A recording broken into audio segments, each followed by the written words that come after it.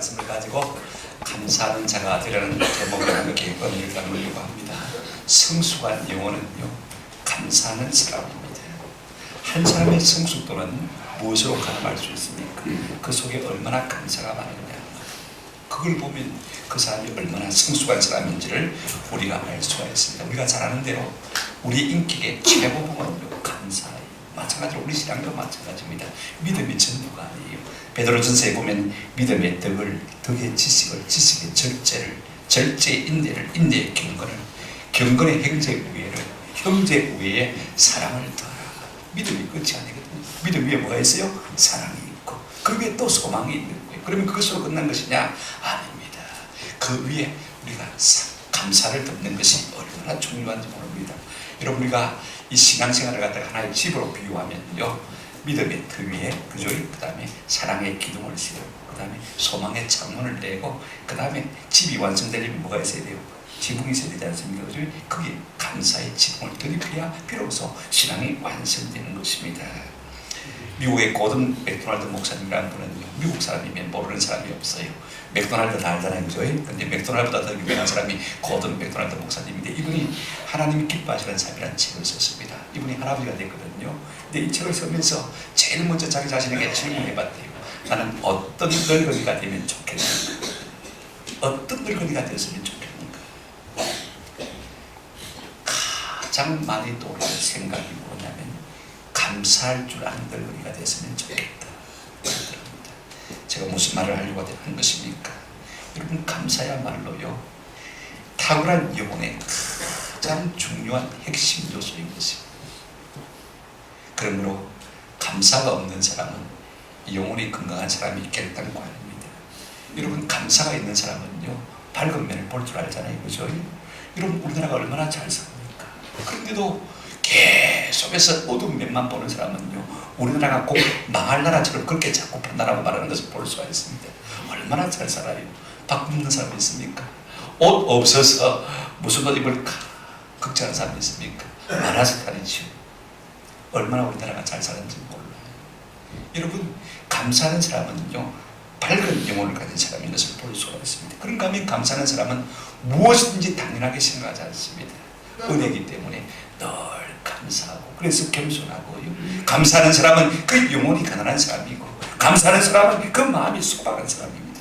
이런 사람은요, 우리가 동행하면 동행할수록 참 좋아요. 여러분, 우리가 살면서요, 두 마디만 잘하면요, 왕따 당하지 아니하고 참 잘 살 수 있는 그런 은혜가 우리 가운데 있습니다. 어디를 가든지 한번 따라합시다. 야, 멋지다. 여러분, 함께 여행을 가면요, 감탄사를 자꾸 받아야 돼요. 얼마나 아름다워요, 한국 대한민국이. 그죠? 어디 가든지 야, 멋지다 그러면요, 사람들이 니도 다음에 같이 가자 그럽니다. 절대로 황당하십니다. 그죠? 어느 식당에 가든지 한번 합시다. 야, 맛있다. 이 두 가지만 말만 잘해도요, 여러분들은 누구든지 다 끼워줄 거예요. 왕따당하지 않을 수 은혜가 있는 것입니다. 우리가 하나님과 동행할 때도 마찬가지입니다. 그저 하나님 앞에 감사할 때 하나님이 기뻐하시고 우리에게 더 좋은 것을 주실 줄로 믿습니다. 추수감사주의를 맞이하면서 우리가 다시 한번 감사에 대해서 우리가 생각했으면 좋겠는데, 오늘 본문을 통해서 우리가 바울의 권면을 받습니다만은요, 오늘 세 가지를 생각했으면 좋겠습니다. 누가 감사하는 자가 되어야 될까? 감사하는 자가 되려면 어떻게 감사해야 될까? 그 다음에 누구에게 무엇으로 감사를 해야 마땅한 것인가? 오늘 본문을 통해서 우리가 이 세 가지로 한번 생각해 봤으면 좋겠습니다. 먼저요, 감사하는 자가 되라고 사도 바울은 우리에게 권면하고 있습니다. 누구든지 감사하며 살고 싶잖아요, 그죠? 감사하기 싫어하는 사람 아무도 없습니다만은요, 그러나 그게 안 되는 것이 우리 인생입니다. 그런데 그 원리를 이렇게 말해야 되겠습니다.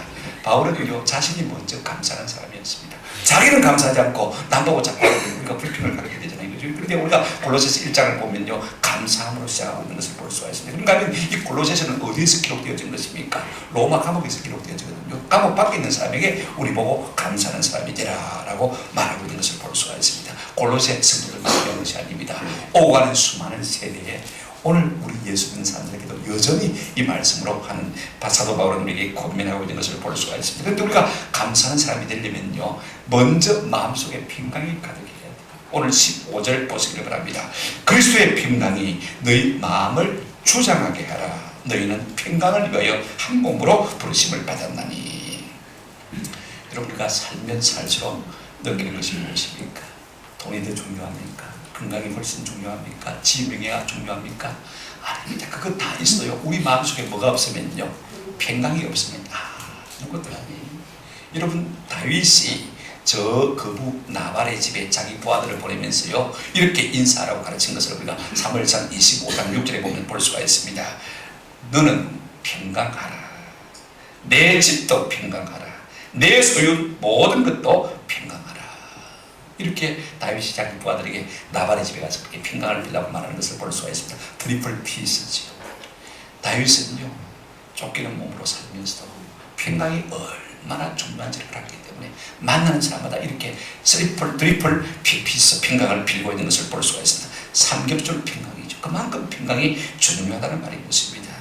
여러분, 우리의 마음에 평강이 있습니까? 평강은 그냥 오히려 원망과 불평과 미움과 증오로 가득 차 있다면요, 우리의 마음이 어떻겠습니까? 그야말로 지옥이죠. 여러분, 참 천국의 마음은 어떤 것입니까?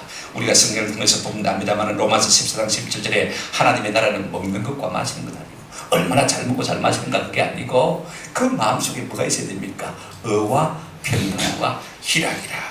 오늘 우리 속에 의가 있으면 평강이 흘러넘치게 되고, 평강이 흘러넘치면 마음에 기쁨이 있을 수밖에 없는, 그래서 우리가 살면서 가장 중요한 것은 평강인 것입니다. 오늘 우리의 마음을 무엇으로 가득 채우는 것이 좋을까요? 돈으로요? 명예로요?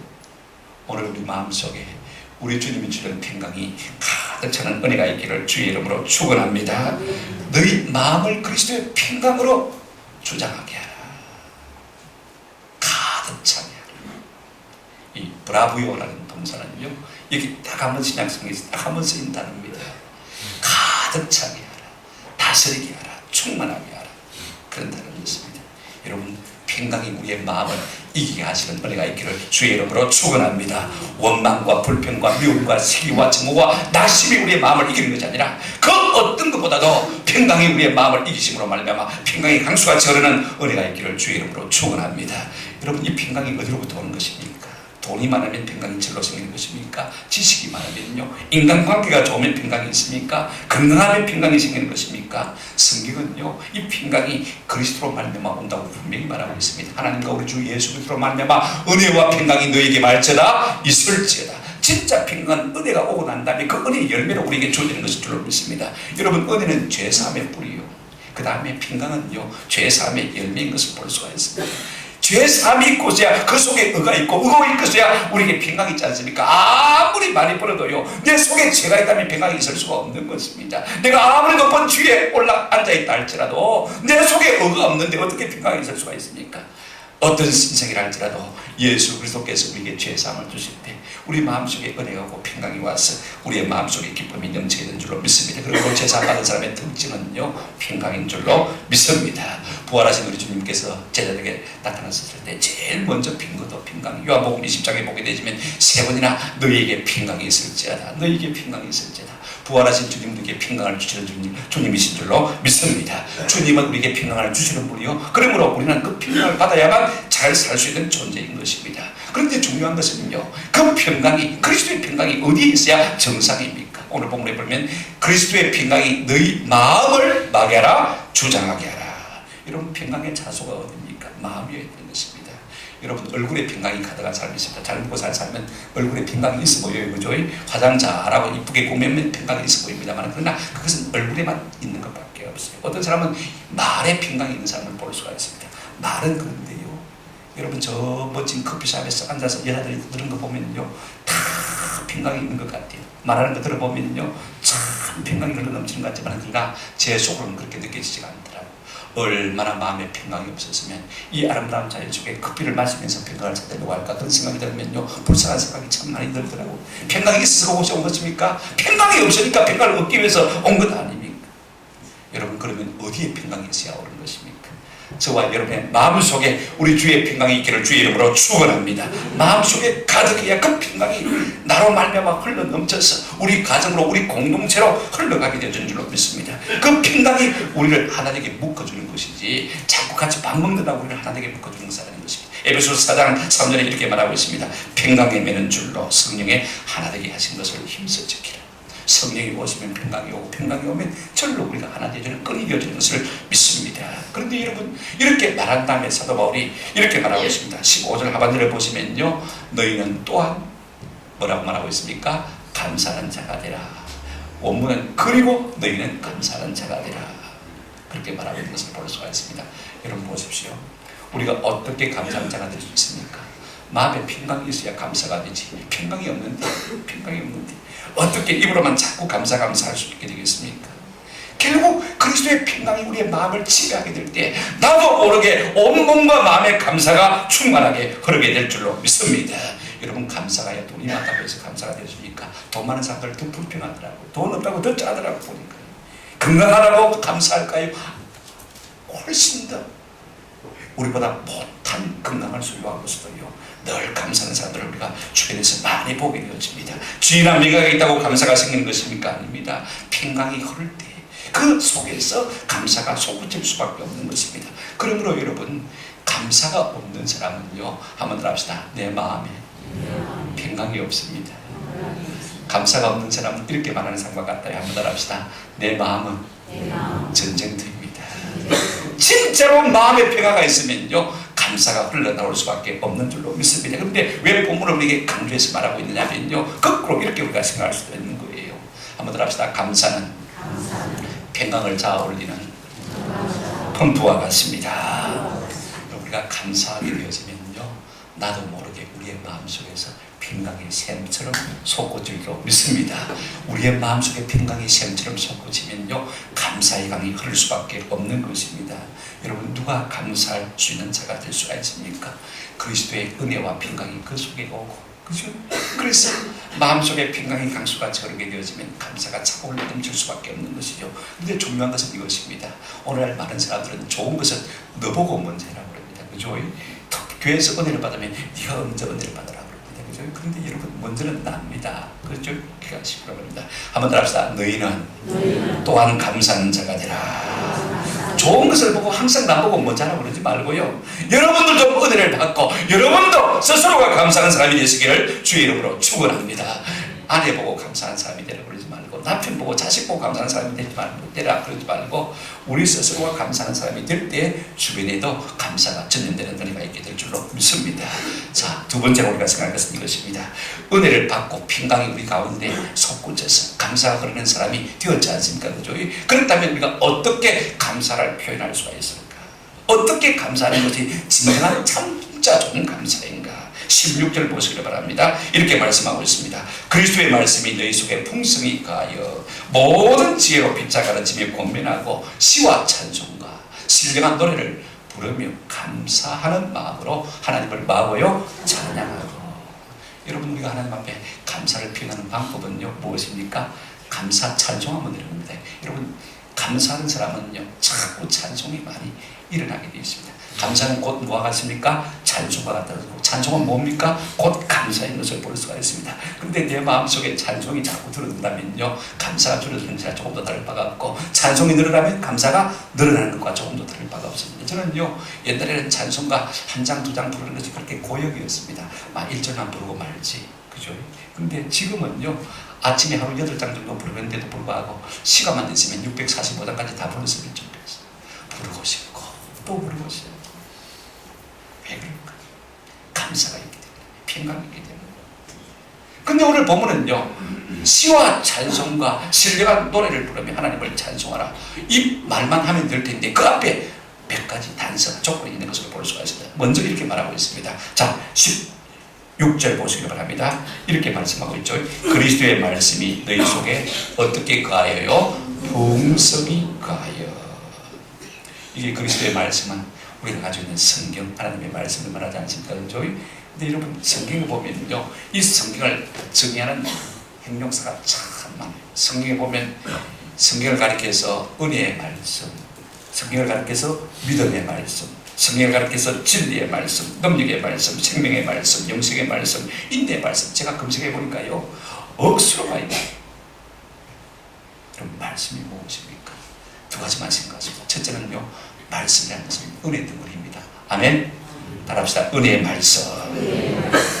이 말씀을 우리가 자꾸 읽고 들으면요, 그냥 저로 모르게 하나님의 은혜가 자꾸 오는 거예요. 그냥 감사하는 거예요. 뭐 돈을 많이 벌어서 부자가 돼서 감사한 것이 아니고, 병이 나서 감사한 것이 아니고, 하나님의 은혜가 내 속에 오게 되어지면요, 자꾸 우리 마음속에 감사가 떠오르게 되어집니다. 제 서재에 은도인부라는 한자를 새겨서 액자를 만들어서 올려놓았습니다. 은혜는 자, 또 이를 도자, 그 다음에 사람인 자, 뜰 부자. 그죠? 하나님의 은혜가 오면 사람이 만다, 뜬다. 여러분, 내가 나를 띄우려고 해서 띄워지는 게 아닙니다. 하나님의 은혜가 우리 속에 오면요 저절로 떠오르는 은혜가 있게 될 줄로 믿습니다. 제 이름하고 비슷해요. 은혜 은자 넘치는 자, 은혜가 넘친다. 저는 그렇게만 제 이름의 뜻을 생각하고 있는데 어떤 목사님이 저보고 목사님 이름 참 좋네요. 언능이 일어나네요. 언능이 일어나네요. 순 한글로 부른 거예요. 그죠? 언능이 일어나는 거예요. 그 순간 제 마음에 눈물이 팍 쏟아지더라고요. 저는 이 말 의미를 한 번도 생각 못했는데 어떻게 이 목사님이 알고 제게 이렇게 위로를 주실까? 지금까지는 저기 멸절하지만 그러나 하나님께서 언능이 일어나게 해주실 줄로 믿고 아멘 하니까요 막 눈물이 팍 쏟아지더라고요. 그래서 제가 그 신정보 목사님을 그 순간부터 존경하기 시작했습니다. 언능이 일어난다. 얼마나 좋아요. 여러분 은혜가 오면요 우리의 심령이 살게 되고 우리의 마음의 기쁨이 넘치는 역사가 일어나게 될 줄로 믿습니다. 그런가 하면 주의 말씀은 어떤 말씀입니까? 한번 따라합시다. 믿음의 말씀. 이 말씀이 우리 속에 풍성가면요 우리가 든든해져. 왜? 믿음이 생기기 때문에 확신이 되는 것 때문에. 그래서 우리가 무슨 일을 만나도요 별로 걱정스럽지 않습니다. 오히려 감사가 먼저 나와요. 로마서 8장 28절에 보면 이런 말씀이 있습니다. 우리가 알거니와 확신하거니와 하나님을 사랑하는 자 곧 그대로 부르심을 입은 자들에게는 모든 것이 합리하여 뭘 이룬다고요? 모든 것을 그냥 좋은 것들과 안 좋은 것들이 있습니다. 그렇죠? 자, 여기 질병도 있을 수가 있고 여기 실패도 있을 수가 있습니다. 우리가 항상 좋은 일만 만난다면요 우리가 교만할 수밖에 없었고 때로는 안 좋은 일을 통해서도 하나님의 은혜를 깨닫게 되지 않습니까? 그렇죠? 그런데 여러분 보십시오. 눈앞에 당장 좋아야 좋은 것만 아닙니다. 안 좋은 것들이 하나님께서 좋게 만들어주신 은혜를 주실 줄 믿는 것이 뭐라고요? 믿음인 것입니다. 그렇게 믿음이 오면요 지금 당장 안 좋은 일을 만났다고 해서 원망불평하지 않습니다. 먼저 감사부터 하게 되는 거예요. 여러분 보십시오. 사도행전 우리가 16장을 보게 되면 바울과 실라가 빌립보에서 전도하지 않습니까? 전도하다가 귀신들의 제자를 고쳐줬는데 그것 때문에 화근이 돼가지고 오히려 고소를 당해서 매를 맞고 빌립보 감옥 속에 갇혔습니다. 우리 같으면요 얼마나 하나님을 원망하겠습니까? 여기 빌립보까지 보내가지고 귀신들 사람 고치게 만들어가지고 무엇 때문에 이렇게 매를 맞고 감옥 속에 갇히게 하느냐고 원망하고 불평했을 것입니다. 그렇게 고통이 저리 올 그때 밤중에 말입니다. 이 바울과 실라가 하나님을 원망하는 것이 아니라 성경에 보면 하나님을 찬미하고 기도했다. 할렐루야.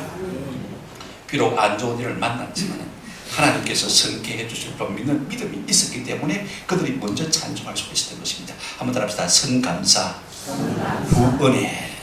자 여러분 어떤 은혜가 왔습니까? 그 고난 가운데 하나님을 찬송하고 감사했더니 여러분 몸에 매인 모든 창고들이 다 열려지고 이 몸을 메고 있던 쇠사슬이 다 풀려지고 감옥문이 열려지고 모든 매인 것이 풀리는 역사가 일어나는 것을 우리가 보게 되었습니다. 우리가 하나님 앞에 감사할 때 우리의 삶을 메고 있는 모든 것들이 다 풀리는 역사가 일어날 줄로 믿습니다. 그러니 여러분 우리가 이 말씀이 우리 속에 풍성하게 가는 것이 얼마나 중요한지 몰라요. 그래서 우리가 비로소 감사 찬송하는 사람이 될 수가 있는 것입니다. 16절 하반절에 보시기를 바랍니다. 시와 찬송과 신령한 노래를 부르며 감사하는 마음으로 하나님을 찬양하고. 여러분 우리의 마음속에 찬송가를 부를 때요 감사하는 마음이 없으면 한번 따라합시다. 그것은 노래. 감사하는 마음이 있으면 그것은 찬송입니다. 아시겠죠? 내가 하나님을 찬송할 때 감사하는 마음이 없이 그냥 입만 딸싹딸싹 한다면 그것은 노래고 우리 마음속에 말할 수 없는 구원의 은혜에 대한 감사와 감격이 있다면 그것은 하나님의 뜻은 뭐가 됩니까? 찬송이 되는 것입니다. 우리가 무엇으로 하나님을 감사하게 할 수 있습니까? 무엇으로 우리 하나님 앞에 감사를 표현할 수가 있습니까? 찬양을 통해서 부탁을 드립니다. 거꾸로 우리가 찬송하면요 감사가 일어나게 되어 있습니다. 그죠? 찬송하면 감사가 일어나게 되고 감사하면 찬송이 일어나게 되고 찬송을 부르세요. 찬송을 부르세요. 놀라운 일이 생깁니다. 감사를 드리세요. 감사를 드리세요. 놀라운 일이 생깁니다. 감사드리세요. 여러분 제가 우리 청년들 데리고 한번 지리산 등산을 갔었을 때 아침 6시에 일어나서 진앙봉을 올라가는데 7성경으로 올라갑니다. 굉장히 험한 곳인데 12시간 자다 깨도 못 가는 그런 거리입니다. 자매들이 상당히 많았는데요. 한 30명, 40명 갔죠. 자매들이 막 중간에 가다 울어요. 얼마나 힘들었어요. 그런데 누군가가 찬송을 부르기 시작했어요. 이 찬송을 불렀습니다. 찬송을 부르세요. 놀라운 일이 생깁니다. 감사를 드리세요. 놀라운 일이 생깁니다. 그 순간부터 울음이 그치고요. 막 힘을 내서 오르기 시작하는데 저녁에 전학문에 도착해서 텐트를 치고 일반한 그런 기억이 있습니다. 우리가 어렵고 힘들 때도요, 찬송할 때 하나님께서 놀라운 은혜를 주실 줄로 믿습니다. 우리가 어떻게 우리의 감사를 하나님 앞에 표현할 수 있습니까? 감사, 찬송으로 하나님 앞에 감사를 표현하는 은혜가 있기를 주님의 이름으로 축원합니다. 세 번째로, 이렇게 우리가 감사한 자가 되어서 우리가 감사, 찬송으로 하나님 앞에 감사를 표현하는 사람이 되는데, 누구에게 무엇으로 우리가 감사를 하는 것이 마땅하겠습니까? 여러분 17절 보시기 바랍니다. 이렇게 말하고 있습니다. 또 무엇을 하든지 말이나 일이나 다 주 예수의 이름으로 하고 그를 힘입어 하나님 아버지께 말하 감사하라. 우리가 그냥 자연에게 감사하는 거 별것 아닙니다. 그죠? 알지 못하는 신에게 감사하는 거 안 믿는 사람이 하는 것이죠. 그죠?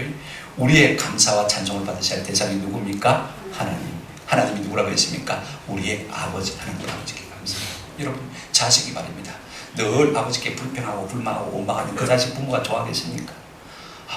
아빠가 든든한 밭은 목이 되어줘서 너무너무 감사해요. 아빠가 너무 좋아요. 그죠? 늘 아빠를 갖다가 칭송하고 아빠를 찬송하면요, 아빠가 얼마나 좋겠습니까? 비록 허리가 휘어지고 부러져도, 그죠? 그 자식을 위해서 모든 걸 다 해주고 싶은 마음이 안 생기겠습니까? 우리 역시 마찬가지. 하나님 우리 아버지신데 자꾸 감사하면요, 하나님께서 우리에게 더 좋은 것 주시기를 기뻐하실 줄로 믿습니다. 말이나 행실이나 우리가 모든 것을 다 동원해서 주의 이름을 송축하는 은혜가 있기를 주의 이름으로 축원합니다. 보십시오. 오늘 본문은 이렇게 말하고 있습니다. 또 무엇을 하든지 한번 더 합시다. 말이나 일이나. 먼저 우리가 말로 주님 앞에 감사하십시다. 여러분, 말을 많이 하는 사람들은요, 은근히 말하는 가운데 자기를 드러내고 자기를 높이고 자기의 감사를 돌릴 때가 참 많아요. 이때 우리가 좀 주의를 했으면 참 좋겠다. 그래서 저는 설교를 통해서 많이 말하는 사람이기 때문에 목사님들 모인 자리에서는 별로 인원한 자리에서는 그 입을 안 봅니다. 똑똑하네, 예리하네, 샤프하네. 그죠? 그러면 누가 영광을 받습니까? 내가 영광을 받는 거예요. 말 안 해도 하나님의 뜻이 이루어질 줄로 믿습니다. 가만히 있습니다. 모든 말이 주님의 뜻대로 이루어지기를 소원합니다. 주님이 주장해 주십시오. 음악의 아버지 바흐 있지 않습니까? 이분은 놀라운 사람입니다. 이번에 보니까 존 웨슬레와 바흐를 갖다가 조명해서 세미나하는 것을 제가 보았습니다만요, 참 좋은 신앙의 때가, 이분이요, 유명을 작곡할 때마다 이 오선지 악보 밑에다가 말입니다, 바흐 이렇게 써야 되지 않겠습니까? 그죠? 근데 자기 이름을 쓴 악보가 하나도 없습니다. 꼭 그 밑에 보시면 SDG, 라틴의 이니셜입니다. INTJ, JC 이렇게 쓰더란 말입니다. 다 무슨 뜻이냐면요, 소리 데오 글로리아, 오직 하나님께 몰려 영광을, 주 예수 그리스도의 이름으로, 이런 이니셜의 약자를 그 악보 밑에 꼭 쓰고 있는 것을 볼 수가 있습니다. 여러분, 혹시 바흐의 악보가 갱매 나왔다고 했어요. 가만히 보시면 그 밑에 바흐라고 써 있으면 그건 거짓말입니다. 그죠? 항상 바흐는 자기 이름을 쓰면하지 않고 누구의 이름을 쓴다고요? 오직 하나님께 영광을, 이런 SDG를 항상 남긴 것을 볼 수가 있습니다. 그분은요, 이 모든 작곡을 가능케 하신 분이 누굽니까? 하나님이시대. 그래, 내가 하나님 앞에 영광을 돌린다, 그런 일념으로 일한 것을 우리가 볼 수가 있습니다. 우리가 모든 삶의 말을 통해서도 우리 하나님 앞에 영광이 돌려지는 그런 은혜가 있으면 참 좋겠다. 그것이 하나님 앞에 감사가 되어지는 것입니다. 베드로전서 4장 11절에 이렇게 말하고 있습니다. 만일 누가 말하려면 하나님의 말씀을 하는 것 같이 하고, 누가 봉사하려면 어떻게 하라고요? 하나님이 공급하시는 힘으로 하는 것 같이 하라. 내 은혜 넣는 것처럼 그렇게 말하지 말고 행하지 말고, 그죠? 내 시간 드리고 내 재능 드리고 내 봉사로 내가 봉사하는 것처럼 착각하지 말고, 하나님이 은혜 주셔서 이것도 드리고 저것도 드리고 이렇게 할 수도 있고 저렇게 할 수도 있고, 얼마나 감사합니까? 여러분, 우리 재능 내 것입니까? 누가 주신 거예요? 하나님이 주신 거. 우리 시간 누가 주신 거예요? 하나님이 주신 거. 그러니까 하나님이 오늘 시간 주셔서 일을 하게 하시네요. 참 감사해요. 하나님이 우리에게 좀 물질을 주셔서 이것도 하게 하시네요. 감사해요. 오늘 이런 것을 통해서 우리가 하나님께 영광을 돌리는 은혜가 있기를 주의 이름으로 축원합니다. 하나님이 하시는, 그 다음 절에 보시면 이렇게 말씀하고 있습니다. 이는 범사에 예수 그리스도로 말미암아 하나님이 영광을 받으시게 하려 함이니 그에게 영광과 권능이 세세 무궁하도록 있느니라. 오직 우리의 영광을 받으시고 우리의 감사와 찬양을 받으실 분은 누굽니까? 하나님 아버지 한 분밖에 없으시지 않습니까? 말로만 아니고 우리는 또요 일로도 하나님 앞에 영광과 감사와 찬양을 올려드릴 필요가 있습니다. 오늘 우리가 하나님 앞에 감사한다고 할 때 어떤 분들은 자꾸 말로만 떼어드리려고 해요. 그러나 여러분, 말로만 하는 감사를 누가 진정으로 믿겠습니까? 그죠? 뭔가 따라가야 되죠. 시간도, 희생도, 봉사도, 물질도 따라가야 됩니다. 오늘 수많은 사람들이 예배는 예배, 내 시간은 생활, 그렇게 생각하고 있습니다. 그죠? 그러나 여러분, 우리가 하나님 앞에 감사할 때 말로만 감사하는 것이 아니라 뭘로도요? 일로도 하나님 앞에 감사하는 은혜가 있기를 주님의 이름으로 축원합니다. 로마서 12장 1절에 보면 이렇게 분명히 말하고 있습니다. 그러므로 형제들아, 내가 하나님의 모든 자비하심으로 너희를 고하노니 너희 무엇을요? 몸을 하나님이 기뻐하시는 거룩한 산제물로 드리라. 이것이 너희가 들 무슨 예배라고요? 마음을 드려야 영적 예배지. 어떻게 몸을 드리는데 영적 예배가 되어집니까? 말만 가지고 영광을 돌리는 사람이 많기 때문에 내 몸으로 거룩한 산제물을 드리라. 몸이 가야 진짜 영적 예배가 되어진다고 말하고 있는 것입니다. 우리가 말로만 하나님을 감사하지 않냐고 온 마음과 뜻과 정성과 힘과 우리의 모든 삶과 물질을 다해서 삶의 전 영역으로 하나님 앞에 감사와 찬양을 드리는 저와 여러분 되시기를 주님의 이름으로 축원합니다. 말씀을 맺습니다. 우리가 하나님께 삶의 전 영역을 통해서 시와 찬송으로 하나님 앞에 감사하는 자가 되어야 될 것을 생각했습니다. 거꾸로 제가 말씀드렸습니다. 삶의 전 영역을 통해서 무엇으로요? 16절 찬송으로, 그 다음에 15절 하나님께 감사하는 자가 되라 그랬습니다. 여러분, 누가 감사할 것입니까? 내가 어떻게 감사할 것입니까? 찬송으로. 그 다음에 누구에게 무엇으로 감사할 것입니까? 하나님에게 일로 혹은 말로, 일로, 그렇죠? 이렇게 삶의 전 영역을 통해서 하나님 앞에 감사하는 자가 되시기를 주님의 이름으로 축원합니다. 그런데 한 가지 중요한 전화가 있어요. 자, 누가 감사하고 어떻게 감사하고 누구에게 감사할 것인가? 우리가 여기까지는 했습니다만 왜 감사해야 될 것인가? 우리가 생각을 않습니다. 그렇죠?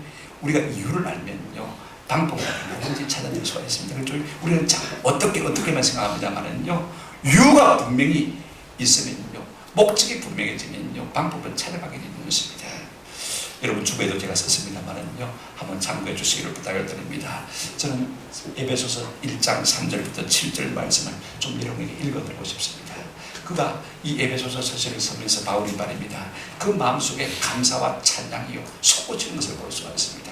감사 찬송입니다. 찬송하리로다. 하나님 곧 우리 주 예수 그리스도의 아버지께서 그리스도 안에서 하늘에 속한 모든 신령한 복을 우리에게 맞았습니까? 주셨습니다. 무슨 복요? 신령한 복. 하늘에 속한 신령한 복입니다. 그것이 어떤 것들입니까? 4절 보시기 바랍니다. 곧 창세전에 그리스도 안에서 우리를 마시고요 택하시고 사랑 안에서 우리로 하여금 거룩하고 의미 없게 하시리고 그 기쁘신 뜻대로 우리를 예정하사 예수 그리스도로 말미암아 자기의 뭐가 되게 하셨다고요? 아들들이 하나님의 자녀가 된 것이 신령한 복입니다. 자, 지금 사도 바울은 이거 생각하면요 그 마음속에 감사함이 넘치는 거예요.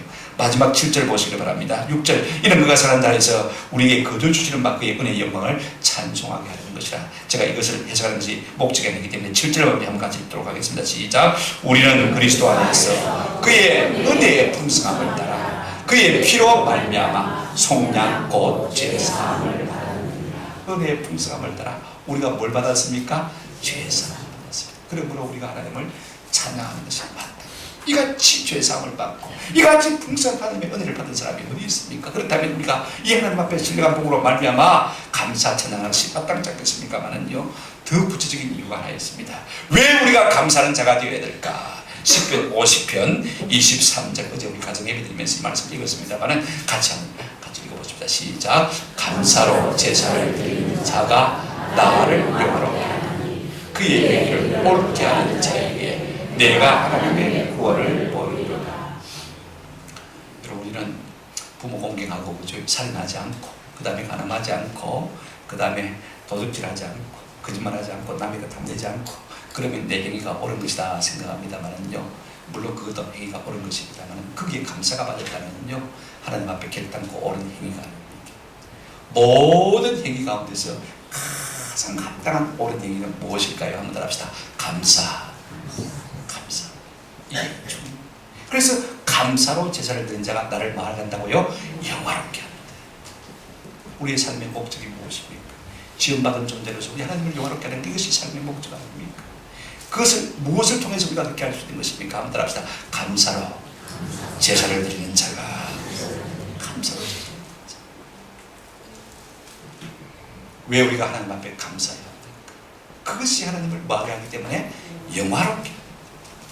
그럴 때 하나님께서 구원을 나타내 보여주시겠다 약속하십니다. 이 한 절만 갖고도요 우리가 얼마든지 깊이 묵상할 수가 있지 않겠습니까? 조금 돌아가십시다. 우리 속에 그리스도의 평강이 충만하면 감사의 사람이 될 수가 있습니다. 그죠? 그 다음에 우리 속에 말씀이 풍성히 가면 나도 모르게 찬송하는 사람이 될 수가 있습니다. 그럴 때 우리가 말이나 일이나 다 주 하나님을 찬양하는 그런 은혜가 나타나게 되어주는 것이죠. 여러분 부탁을 드리고 싶습니다. 우리 속에 감사가 차오르면요 사단이 점점 설 자리가 없으니까 물러가게 되어집니다. 감사가 빠져나가기 시작하면 그 사이에 뭐가 자리를 잡습니까? 사단이 자리를 잡게 됩니다. 여러분 감사는 사단을 물리칩니다. 가장 사단이 두려워하는 것이 무엇이냐면 감사입니다. 감사는 누구를 어떻게 공개할 수 있겠습니까? 할 수가 없는 것입니다. 어떤 경우에도 감사하면요 사단이 절대로 그걸 이길 수 없음을 꼭 여러분 기억하시고 감사를 통해서 하나님을 영화롭게 하시는 저와 여러분 되시기를 주님의 이름으로 축원합니다. 아멘.